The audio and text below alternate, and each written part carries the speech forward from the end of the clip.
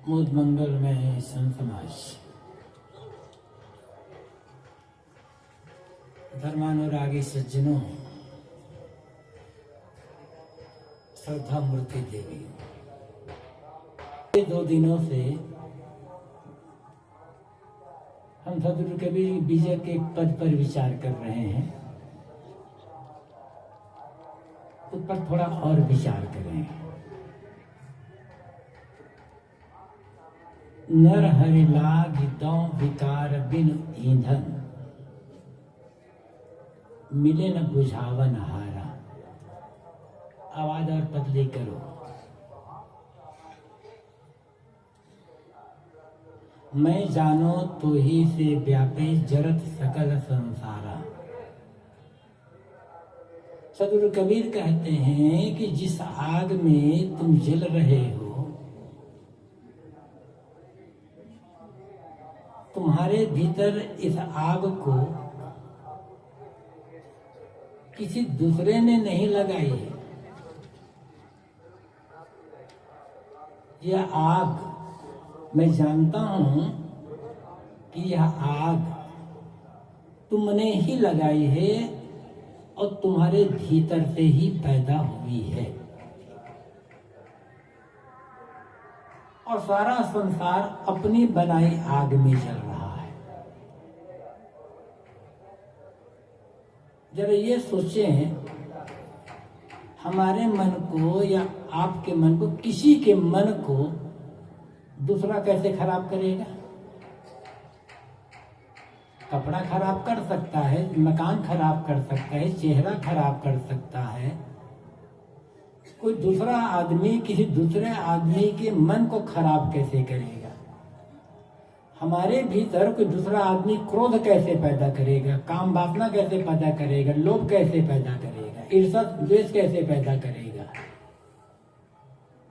कोई किसी के भीतर बाहर से विकार डाल नहीं सकता है। कोई किसी के मन को विकारी नहीं बना सकता है। इसलिए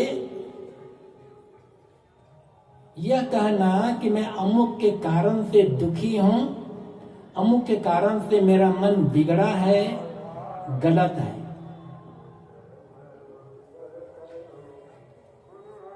अपने मन को हर आदमी खुद बिगाड़ता है। दुखी आदमी स्वयं के अज्ञान से होता है। कोई गाली दे सकता है आपको, कोई निंदा कर सकता है। दुनिया में दूसरे लोग हमें और आपको बहुत कुछ दे सकते हैं। बाहरी चीजें तो देते ही हैं, कपड़ा लत्ता भोजन पानी रुपये पैसे मठ मकान ये तो देते हैं। लेकिन दूसरा आदमी हमें दुख नहीं दे सकता। दुखी हम होते हैं अपने ही अज्ञान के कारण, अपने नासमझी के कारण।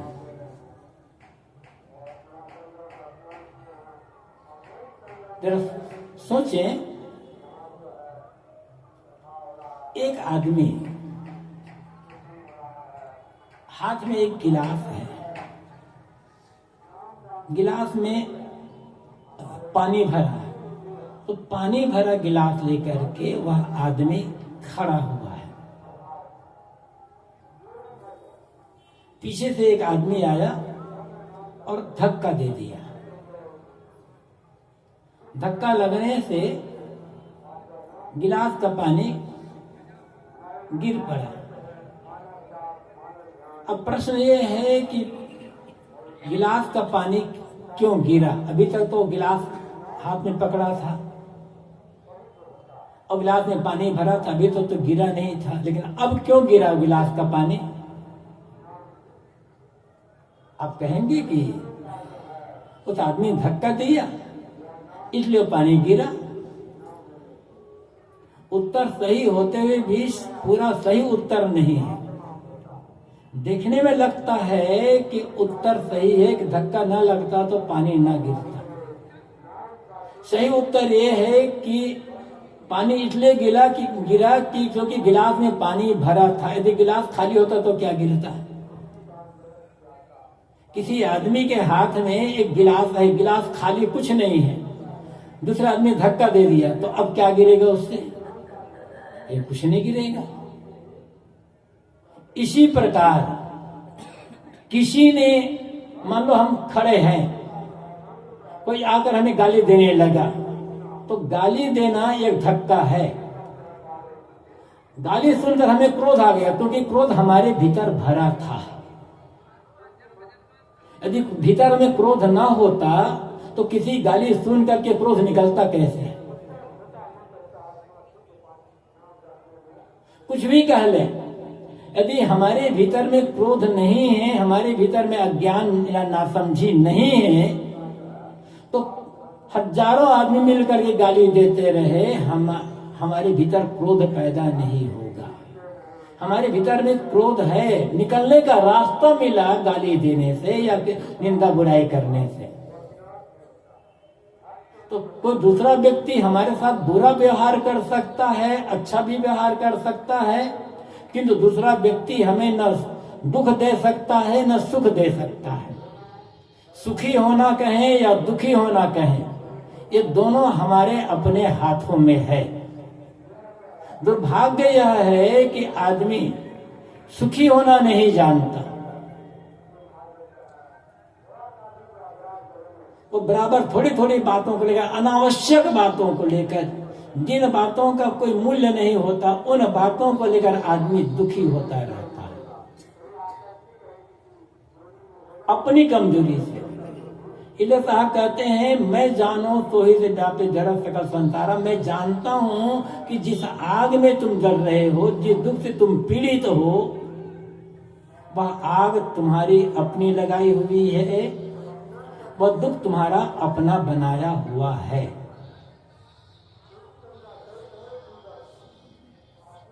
बाहर निमित्त हो सकते हैं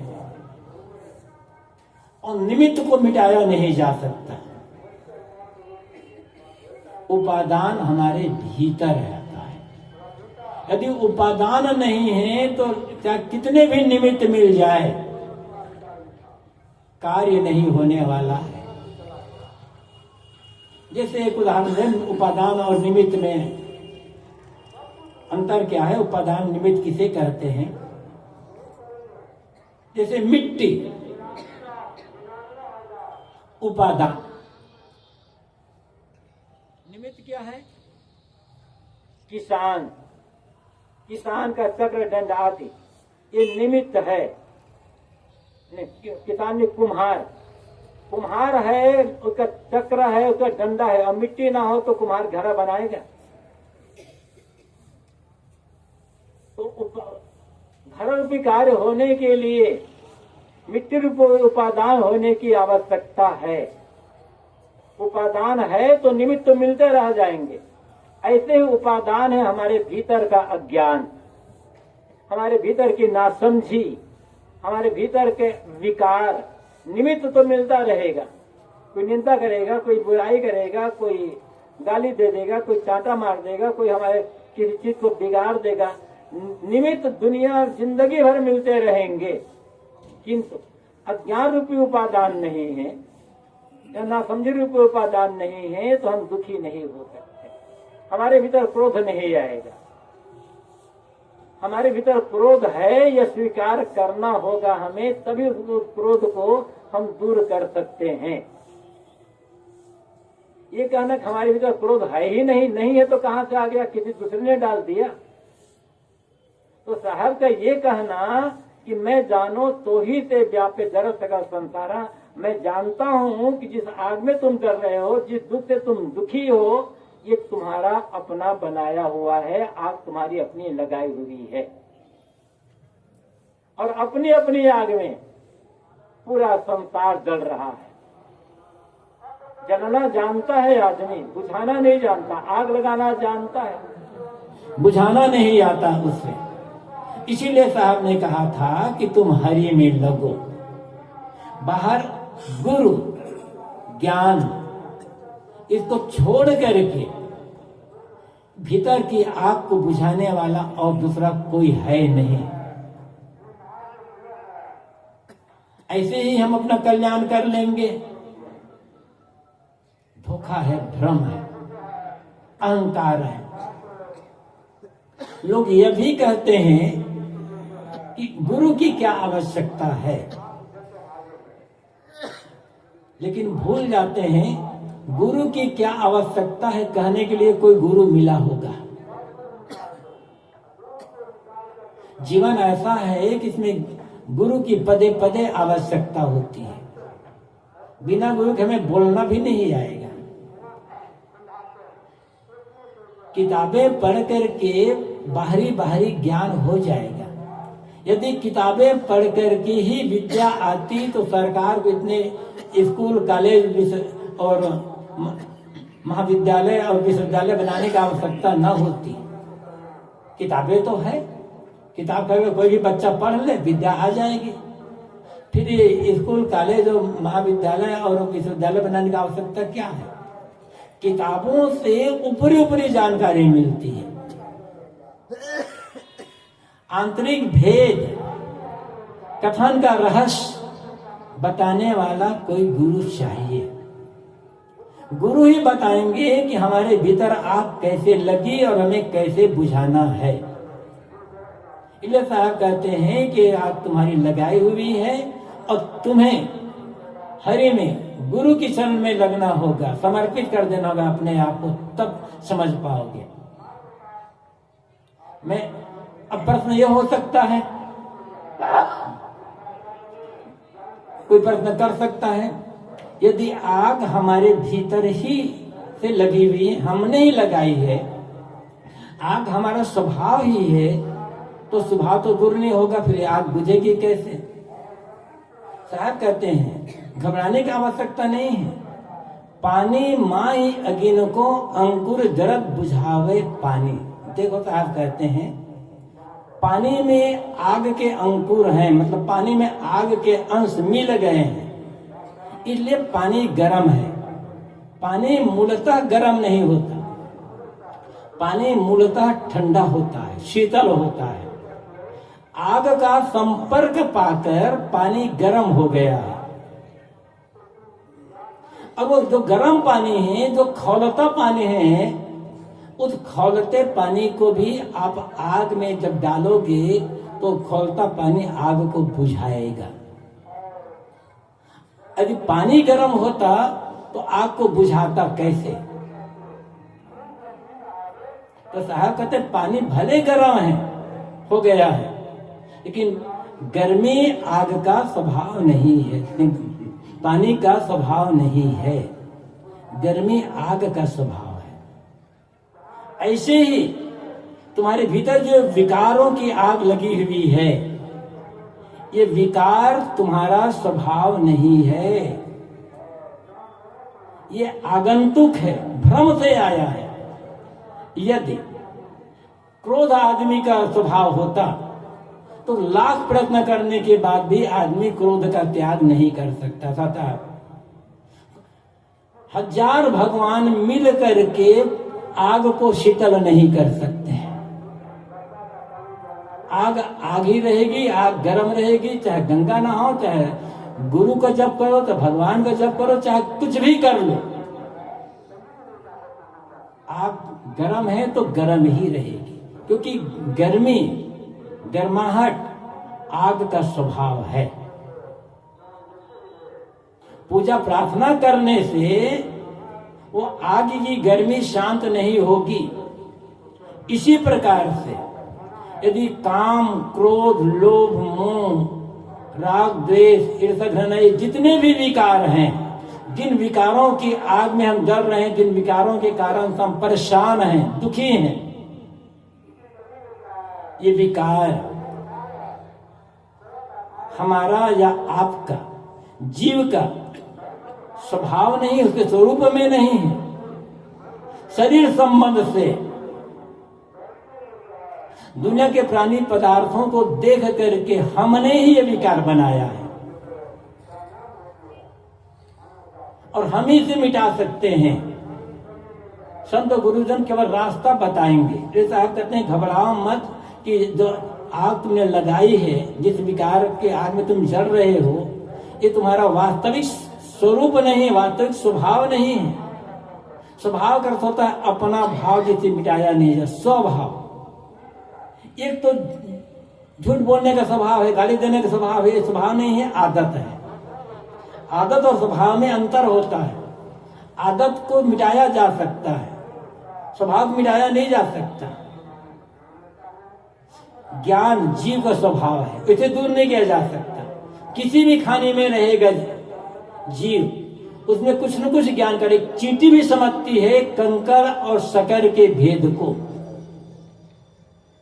एक छोटा सा कीड़ा भी समझता है कि जा रहा है, हल्का सा एक तीर सामने रख दो रुक जाएगा, फूंक मारो तो किताब में पुस्तक में चिपक जाता हो कीड़ा, क्योंकि उसके पास ज्ञान है। तो वो स्वभाव है, वो मिटेगा नहीं है। अब शरीर खाने से, जो खाने भेद से किसी प्राणी में जीव को उद्घाटन, ज्ञान को उद्घाटन बहुत थोड़ा हुआ है, किसी में ज्यादा, किसी में मनुष्य मात्र सर्वाधिक हुआ है। तो जीव का स्वभाव ज्ञान है, ये काम क्रोध आदि नहीं है। ये तो आदत कह सकते हैं, इसको विकार कह सकते हैं, जो बाहर से आ जाता है। क्या कहते हैं? इसलिए तुम इन्हें मिटा सकते हो, इन्हें दूर कर सकते हो। किसी भी आदमी को हिम्मत हारने की आवश्यकता नहीं है, नर्वस होने की आवश्यकता नहीं है। हमारा जीवन इतना बिगड़ गया है, हम तो इतने बड़े बड़े गलत काम कर चुके हैं, पापों से हमारा जीवन भरा हुआ है, अब कैसे होगा? होगा। दाग कितना गहरा क्यों ना हो, धुलाई अच्छी है तो दाग मिटेगा।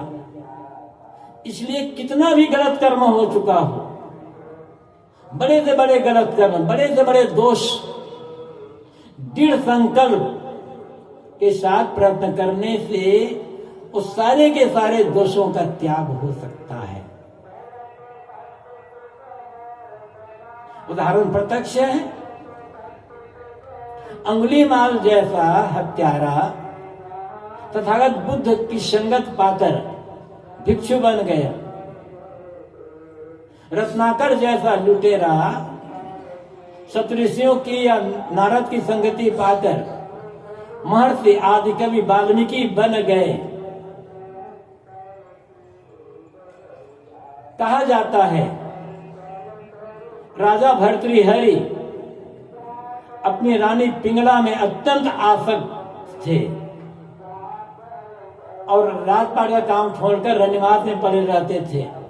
ऐसा अपनी रानी में अत्यंत आसक्त भर्तृहरि महात्यागी हो गए, क्योंकि वो आसक्ति उसका स्वभाव नहीं थी। नहीं, हिंसा, लुटमार, रत्नाकर और अंगुलीमाल के स्वभाव नहीं थे। दोष थे, दुर्गुण थे, दुराचरण थे, आदत थे, इसलिए उनका त्याग हो गया। तो साहब कहते हैं जिस आग में तुम जल रहे हो, ये आग भले तुमने लगाई है, लेकिन तुम में शक्ति है, तुम में पूरा बल है, इसे तुम मिटा सकते हो। इसलिए किसी भी आदमी को हिम्मत हारने की आवश्यकता नहीं है कि हम अपना कल्याण कैसे कर सकते हैं। हर आदमी में कल्याण की पूरी क्षमता है। सच्ची समझ चाहिए, दृढ़ संकल्प चाहिए और समझ संकल्प के अनुसार से वैसी मेहनत, वैसे पुरुषार्थ चाहिए। बस दृढ़ता साथ लगने की आवश्यकता है। एक न जरे जरे नौ नारी युक्ति न काहू जाने। संत कबीर कहते हैं एक वासना नहीं जलती है, जरे नौ नारी, नौ नारियों से ग्रथित एक काया, पूखा, पैसनी, वर्णी, गंधारी, हथनी, कुहू, अलम्बुसा आदि 9 नाड़ियां हैं। इन नाड़ियां तो शरीर में 72,000 नाड़ियां कही जाती है, लेकिन ये 9 नाड़ियां प्रमुख मानी जाती है। तो यहाँ 9 नाड़ी से तात्पर्य है 9 नाड़ियों से ग्रथित एक काया। साहब कहते हैं तुम्हारा शरीर तो बार बार जल रहा है, किंतु जिसके कारण से शरीर का निर्माण होता है वो वासना नहीं जल पा रही है। और वासना को जलाने की युक्ति कोई जानता नहीं है, मतलब बहुत थोड़े लोग जानते हैं। शरीर का मरने से काम नहीं बने, शरीर तो अपने आप मरे, शरीर को मारने कुछ करना नहीं है। रोज रोज हमारा शरीर मृत्यु की ओर जा रहा है, ये प्रकृति का नियम है। समय निरंतर हमारे शरीर को क्षीण कर रहा है, कमजोर कर रहा है। शरीर का कमजोर होना कोई दुखद घटना नहीं है, प्रकृति का नियम है।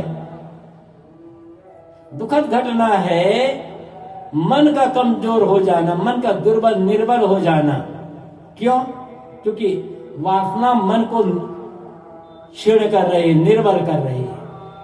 और वासना कैसे मिटे, वासना का त्याग कैसे हो, यह युक्ति न जानने के कारण बार बार हम वासना के प्रवाह में बह जाते हैं। वासना का मतलब केवल काम वासना ही वासना नहीं, काम भोग ये जो काम क्रिया है एक काम वासना ही का वासना नहीं है। अनेक प्रकार की वासना होती है।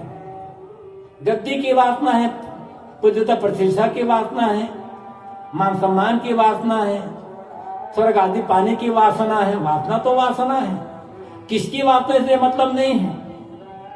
वासना मात्र भटकाने वाली है।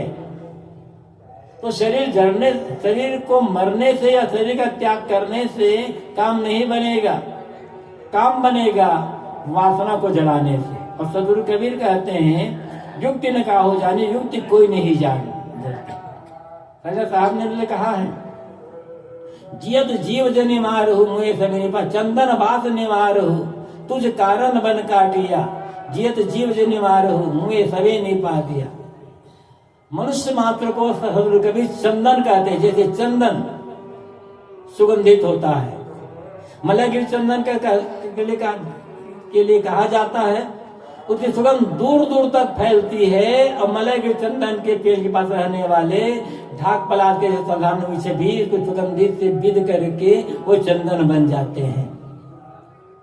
सदगुरु कबीर कहते हैं तुम चंदन के समान हो। मनुष्य की तुलना सदगुरु कबीर चंदन से करते हैं, इतना मूल्यवान है। लेकिन हम अपने खुशबू निकालना तो दूर गए, हमारे जीवन से निकल रही बराबर दुर्गंध निकल रही है। साहब कहते चंदन बात निवार हो। ऐ मनुष्य, ऐ लोगों, तुम वासना का त्याग करो तो उस कारण बाट काटिया मैं तुम्हारे कल्याण के लिए, तुम्हारी भलाई के लिए मैंने खाने वाने जाल का जो जंगल से काट करके साफ कर दिया है। सदगुरु कबीर की वाणियों का यदि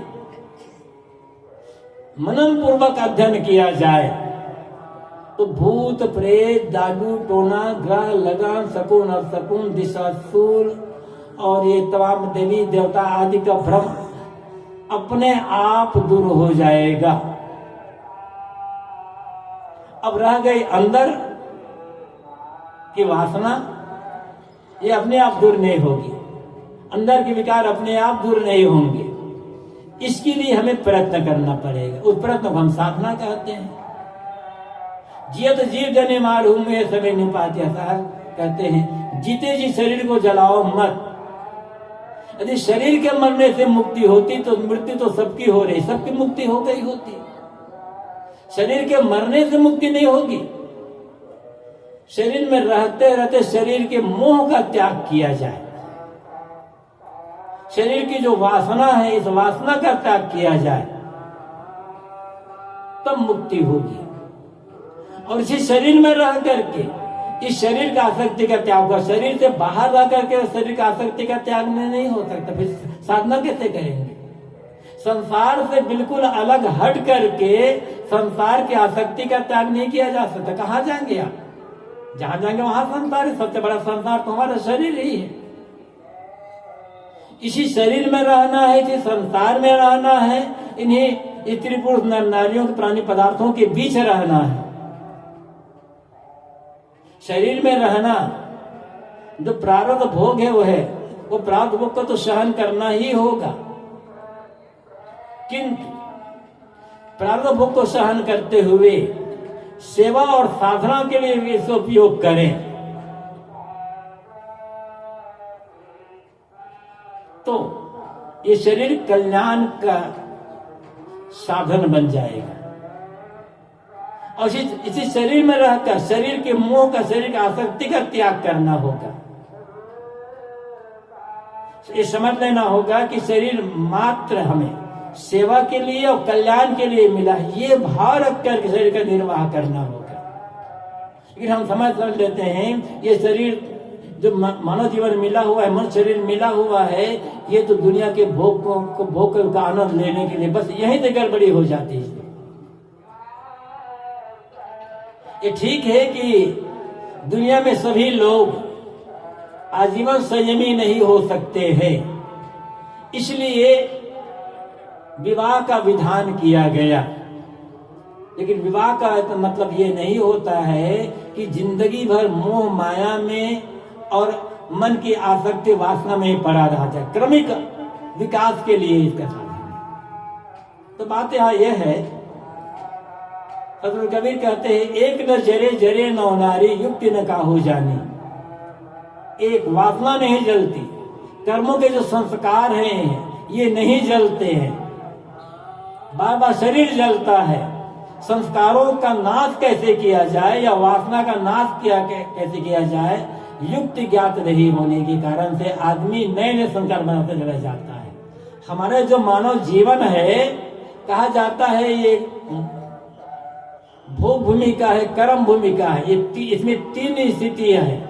ये मानव जीवन भोग भूमिका है, कर्म भूमिका है और मोक्ष भूमिका है। इसमें तीन भूमिकाएं हैं और तीनों भूमिकाओं को हमें समझना होगा। भोग भूमिका का मतलब जिन प्रारब्ध कर्मों के जोर से ये शरीर बना हुआ है उसका सुख दुख का जो भोग है, ये काम भोग आदि की बात यहां नहीं है। जिन कर्मों के फल भोगने के लिए ये जीवन मिला है, उन कर्मों का फल भोगना पड़ेगा, बचा नहीं जा सकता। सुंदर मुनि और देवता सात दीप नौ खंड, कहें कबीर सब भोगिया दे धरे को दंड। दे धरे का दंड है सब काहू को होए। तो ये प्रारब्ध वो कर्मों का फल हमें भोगना ही पड़ेगा। वो पूजा पाठ से कटने वाले नहीं हैं। ज्ञानी से ज्ञानी जीवन, बाल ब्रह्मचारी जिसे कहते हैं, बचपन के त्यागी के जीवन में भी बड़े बड़े संकट आते हैं, बड़े बड़े दुख, बड़े बड़े रोग आ जाते हैं। इसलिए कहा जाता है ये पूर्व जन्मों के कर्मों का फल भोग है। और कितने ऐसे भी हैं जो दुर्व्यसनी है, दुराचारी है, दुर्गुणी है, खाने पीने कोई साधन, जीवन भर स्वस्थ रह जाते हैं। तो उनका प्रारब्ध कर्म ऐसे है कि उसे जीवन में स्वस्थ रहना है, बाहर से हिट-पुष्ट रहना है।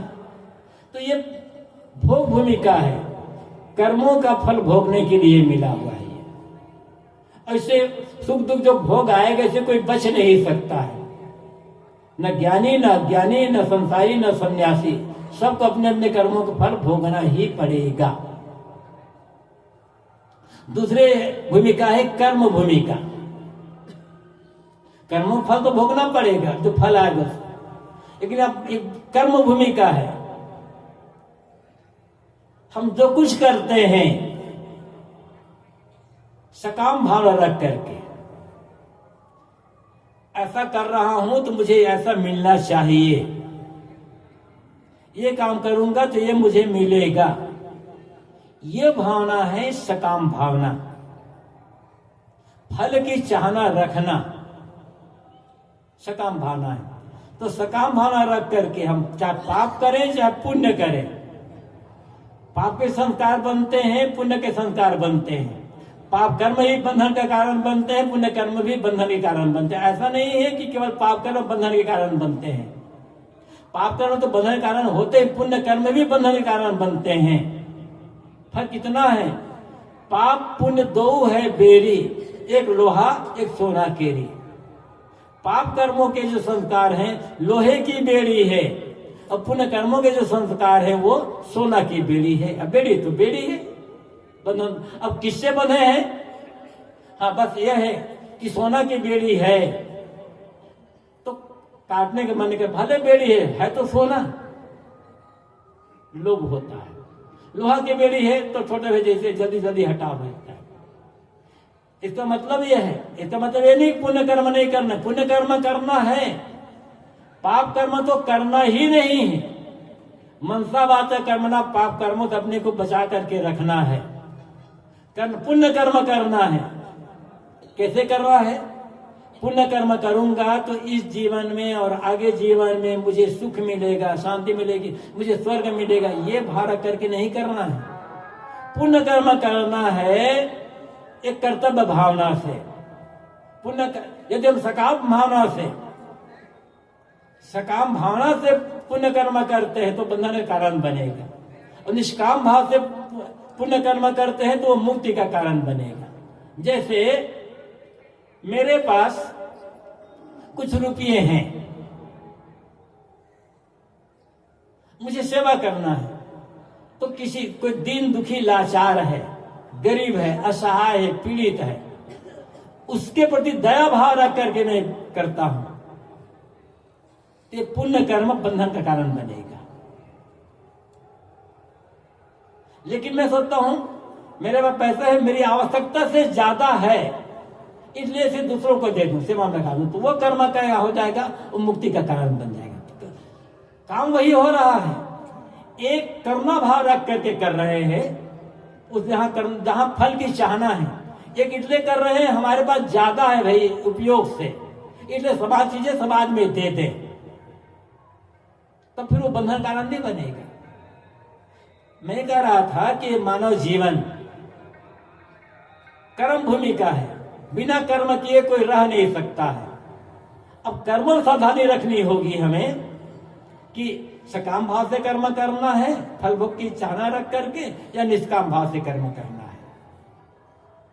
सकाम भाव से कर्म करेंगे, कर्म संस्कार बनते चले जाएंगे, और जब वर्तमान में क्रियमान कर्म होगा तो क्रियमान कर्म पहले के संचित कर्मों को बल दे देगा, फिर बारंबार आवागमन चलता रहेगा। और निष्काम भाव से कर्म करते क्रियमान कर्म नहीं बनेंगे तो संचित कर्म को बल नहीं मिलेगा, वो उसे फिर आगे बढ़ने के लिए रास्ता नहीं मिलेगा, फिर तो जल जाएगा। इसलिए कर्म तो करना है किंतु निष्काम भाव से करना, और निष्काम भाव से जो कर्म करेंगे तो मानव जीवन मोक्ष भूमि का हो जाएगा। सकाम भाव से कर्म करेंगे तो कर्म भूमि का है, और अनासक्त होकर निष्काम भाव से कर्म करते हैं तो ये मानव जीवन मोक्ष भूमि का हो जाएगा। तो हर आदमी स्वतंत्र है, जो भोग भूमि का है, फल भोग वहां विवश है, उसे हम बदल नहीं सकते। वो अज्ञात है हमारे लिए, हमारे किसके जीवन में कौन सा फल आएगा, कब रोग आएगा, कब व्याधि आएगी, कौन संकट आएगा, कौन दुख आएगा, कौन विपत्ति आएगी, कोई नहीं बता सकता, और जानने की आवश्यकता नहीं है। पहले से जान ले तो न हुआ दुख भोगना शुरू कर देंगे। एक सज्जन बता रहे थे कि न हुआ दुख आदमी कैसे भोगता है। एक सज्जन की बेटी पैदा हुई, तो उन्होंने अपनी बेटी की कुंडली बनाई एक पंडित जी से। कुंडली बना करके पंडित जी ने कहा कि तुम्हारी बेटी का 21वां साल बहुत दुखद हो गया, 21वां साल में तुम्हारी बेटी को गड़बड़ होना है। अब उसका दुख शुरू हो गया, अभी बेटी अभी पैदा हुई है, 21वां साल अभी आया नहीं है, दुख शुरू हो गया। मेरा आज 20 साल तो किसी प्रकार से बीते थे वहां, जब 21वां साल लगा तो 24 घंटे हमारे मन में भय रहता है, पता नहीं बेटी को क्या हुआ, पता नहीं बेटी को क्या हुआ, 21 साल बीत गया, बेटी को कुछ नहीं हुआ। तो अभी ये तो कुंडली की बात हुई, लेकिन कोई हमें बता दे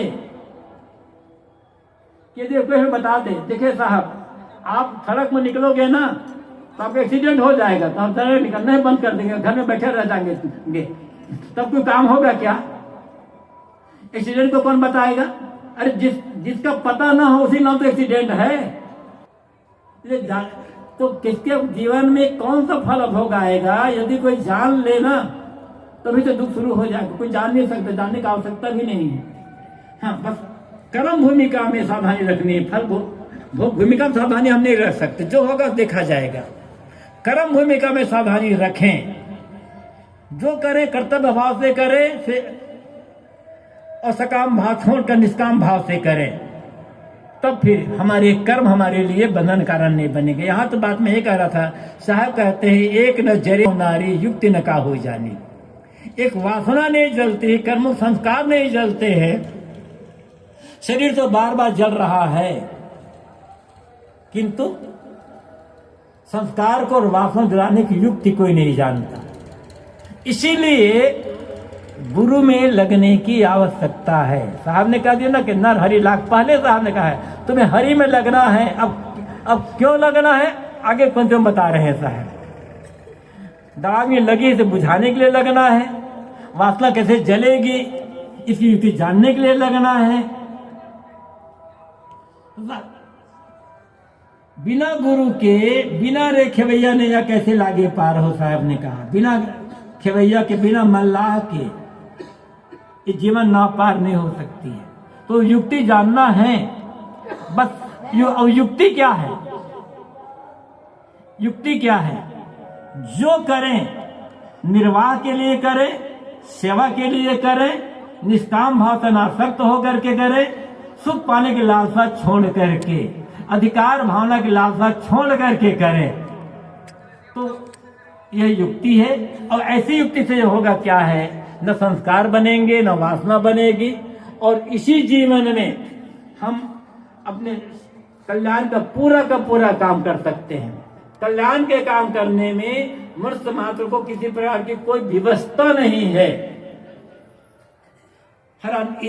सुबह मैंने कहा था, इतना धन, इतनी विद्या, इतना पद, इतनी प्रतिष्ठा, इतने लोग होंगे तब हम सुखी जीवन जिएंगे, प्रसन्नता से जिएंगे, कल्याण का काम करेंगे। कुछ नहीं है। दुनिया का छोटा से छोटा काम हो वहां पैसा चाहिए, छोटी से छोटी नौकरी हो तो डिग्री चाहिए। कल्याण के लिए कितना पैसा चाहिए, और कल्याण करने के लिए कौन सी डिग्री चाहिए।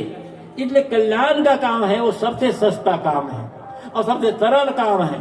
समझ होनी चाहिए बस, और समझ के साथ संतों की संगति में लग कर उनसे जुड़ करके एक रस साधना मार्ग में लगने की, मेहनत करने की आवश्यकता है।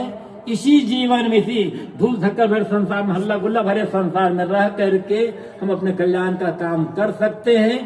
ये जीवन तो हमारा होगा ही सदा सदा के लिए। साधने का पथे आनंद अटारी, सदा सदा आनंद का टाली का हमारा निवास हो जाएगा। हर आदमी स्वतंत्र है, समझना है, समझ करके लगना है। और ये समझने के लिए ही हम और आप इस कुंभ मेला में आए कि सदगुरु कबीर की वाणियों के परिप्रेक्ष्य में हम अपने जीवन को कैसे आनंदमय बनाएं और कैसे कल्याण का काम कर सके। सदगुरु कबीर की वाणियों को पढ़ना है, समझना है, मनन करना है, और जो मनन में आ जाए उसका आचरण कर कल्याण का काम करते हुए जीवन सार्थक बनाना है। अपनी वाणी को मैं यहीं पर विराम देता हूँ। बोलिए सदगुरु देव की जय। सदगुरु अभिलाष साहेब जी की छावनी में 10 जनवरी से सत्संग कार्यक्रम